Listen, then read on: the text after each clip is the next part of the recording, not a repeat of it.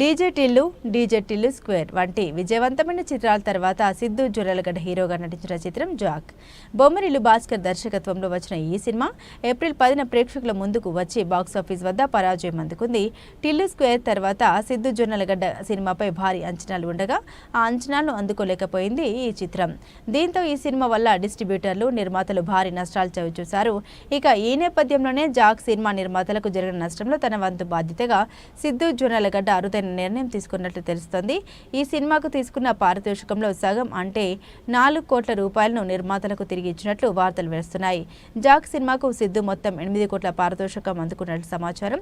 అందులో సగం తిరిగి ఇవ్వడం ద్వారా ఆయన తన పెద్ద మనసును చాటుకున్నారు. అయితే ఈ వార్తలపై సిద్ధు ఇంకా ఎటువంటి ప్రకటన చేయలేదు. కాగా థియేటర్లో పరాజయం పాలైనప్పటికీ జాక్ సినిమా ఓటీటీలో మంచి స్పందన రాబడుతుంది. నెట్ఫ్లిక్స్లో ఈ సినిమా ప్రస్తుతం ట్రెండింగ్లో ఉంది. సిద్ధు జొన్నలగడ్డ ప్రస్తుతం తన తదుపరి చిత్రం తెలుసు కదా విడుదల కోసం సిద్ధమవుతున్నారు.